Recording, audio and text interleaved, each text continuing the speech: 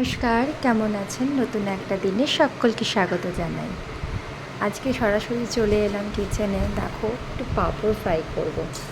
যেহেতু মঙ্গলবার ছিল, তো সুতরাং ডালের সাথে একটু পাঁপড় ভাজা খেতে ভালোই লাগে। আগে অবশ্য ডাল একটু ভাজা আমি বানিয়ে নিয়েছি, আলু ভাজা, বেগুন ভাজা, মুগ ডালের সাথে এই পাঁপড় ভাজা। কারণ না পারবো স্যালাড খেতে, স্যালাড মানেই তো পেঁয়াজ ছাড়া তো আমার ভালো লাগবে না। ওই জন্য শসা গাজরও আজকে আর নেব না লাঞ্চে।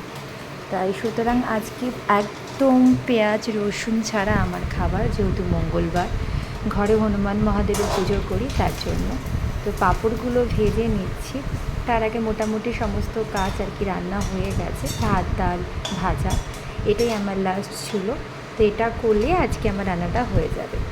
এরপর দেখো, একটু বাসন আমার সিঙ্কে জমেছিল, সেটা অবশ্য আমার মেয়েটা এসে বিকালে করবে। কিন্তু দুধের যে ছাকনাটা থাকে না, যেটা দিয়ে দুধটাকে আমি ছেঁকে নিই, আমার যে দুধ দিতে আসেন ভাইয়ার কাছ থেকে, সেটা আমি নিজেই ধুয়ে রাখি।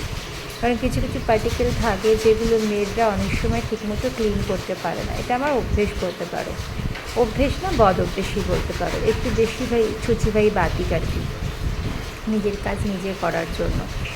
তারপরে সমস্ত রকমভাবে এইভাবে আমি এটাকে ধুয়ে নিচ্ছি। একটু সময় লাগে, কারণ এটা প্লাস্টিক তো, আর যেগুলো স্টিলের একটা আমার আছে, সেগুলো হোল না অনেকটা বেশি বড়। তো সেটার কারণে না, সেটা ঠিকমতো দুধের যে পার্টিকেলগুলো থাকে, মানে নোংরা, সেগুলো ঠিকমতো ছাকে না, মানে নিচে ওটা স্টেন হয়ে বেরিয়ে আসে। তো এই জন্যই এটাকে আমাকে ইউজ করতে হয় প্লাস্টিকে। এটা আমি কলকাতা থেকে নিয়ে এসেছিলাম গতবার আমি বাড়ি ফেরার সময়। তো এবারেও গিয়ে আমাকে আরও 2-3টে এনে রাখতে হবে, খুব বেশি তো যায় না, ওই বছরে 3 বছরে একবার। এরপরে আমি গ্যাসটা পরিষ্কার করে নেব।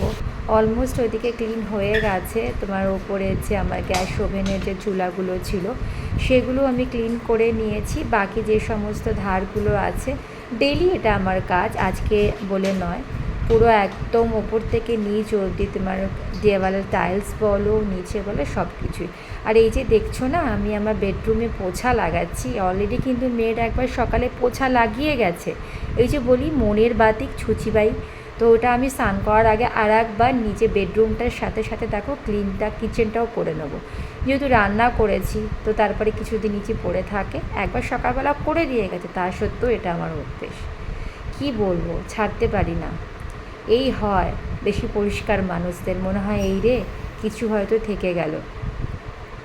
গলার অবস্থা আজকেও খুব একটা ভালো না, মানে এতটাই ঠান্ডা লেগেছে না, কিছুই কথা বলতে পারছি না।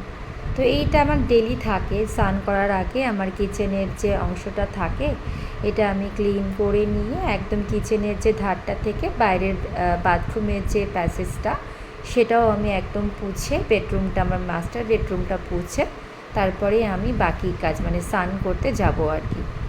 এটা দেখো হয়ে গেছে। এবার আমার ডাইনিংয়ের যে অল্প একটু মানে পার্ট থাকে কিচেনের সামনে, সেটাকেও ছাড়ি না, সেটাকেও ক্লিন, মানে পোছা লাগাই আর কি ডেইলি। কী যে বাজে অভ্যেস, সেটা যে কবে ছাড়তে পারবো জানি না। বয়স তো হলো, তা সত্ত্বেও দেখছি ছুচিবাইগুলো দিনকে দিন বেড়েই যাচ্ছে, কিছুতেই কমাতে পারছি না। মোটামুটি এটা ক্লিন হয়ে গেছে। এবার চলো বাথরুমে গিয়ে আমি আমার হাত পাগুলো ভালো করে একটু ক্লিন করে নিচ্ছি।